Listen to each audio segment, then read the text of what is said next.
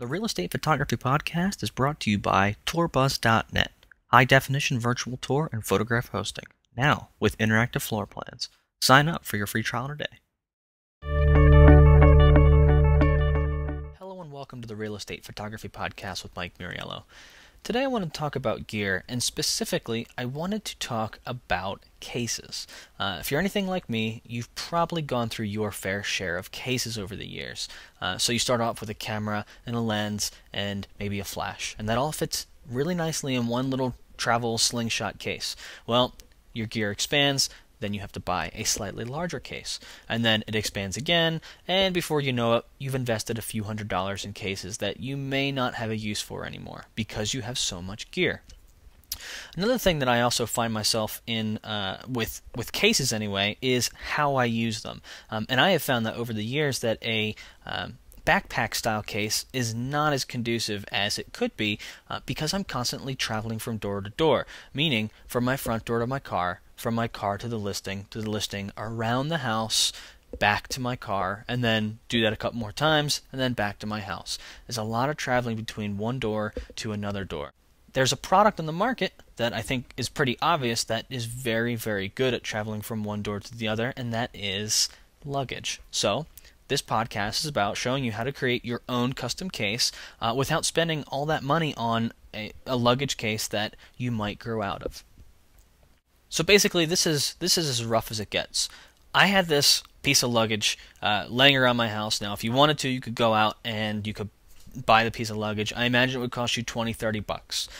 Not that much money. Now, I should say up front, if you wanted to go out and if you go ahead and look out at the low pro versions of these, they're basically luggage cases, but for your camera gear, you'll be impressed with their dollar figure, and not in the good way.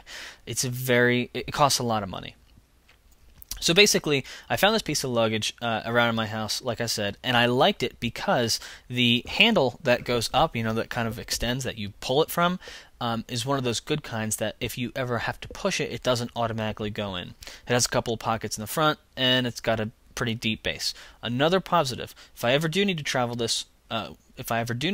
this on an airplane, it fits as a carry-on. Okay, so step one is have a piece of luggage. Next step is open it up. That's pretty obvious, but empty it out, open it up, make sure that it is right for you.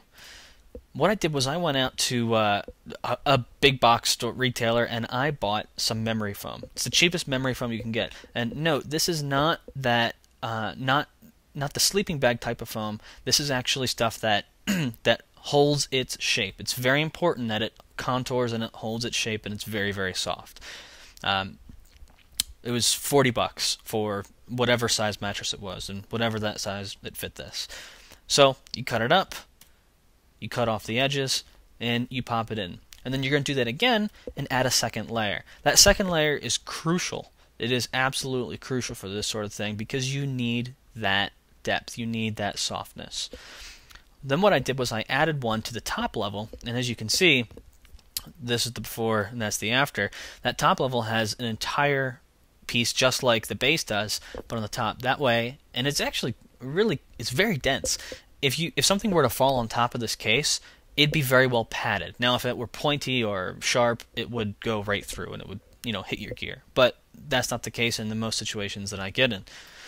After that, take the stuff out, put some memory foam around to kind of create that exterior, and cut it all up, and then trim it down to size. This is very quick and dirty, by the way. And there you go. And then you can squeeze back that original memory foam back into the base. That is pretty much it. Now, if you don't have as much gear as I do, you can put dividers in between these things. But for my case, this is exactly what I wanted it to do. So when I put all of my stuff in there, it all is packed incredibly tightly. And this looks like a jumbled mess. And I should let you know that I didn't just throw this in there. This case is a month and a half later after I actually built it. This is all of my gear right after a job that I've been using, like I said, for a month and a half. And all of it fits in incredibly tightly. It packs together. So when the heaviest objects are on the left, which is the base, when you stand it upright, all the heaviest stuff just continues to push down, and it's, like I said, very tight. If you didn't have all that stuff, you could always put dividers in there somehow. You could actually kind of engineer the memory foam to be another thing. It's not as clean as it could be, so what I do plan on doing is asking my wife to kind of sew something that'll sew this in there around these edges right here, and there, so it kind of contours around the edge of the case. For me, I've had no problems with damaged gears, and as ugly as this looks, I haven't had a single scratch on anything. And like I said, it's because everything is so tight, tightly packed, it doesn't have room to move around. So that's the custom case that I have built for myself, and I do imagine I will grow out of it within the next 6 months and maybe get a different case, a different setup, but I will not have spent $100 or so. I only spent $40, and I happen to have the case around the house. So at most, I spent $60 to $70, as opposed to, well, go ahead and look online and you'll see the price of these things. All right, so that's it. Thanks a lot.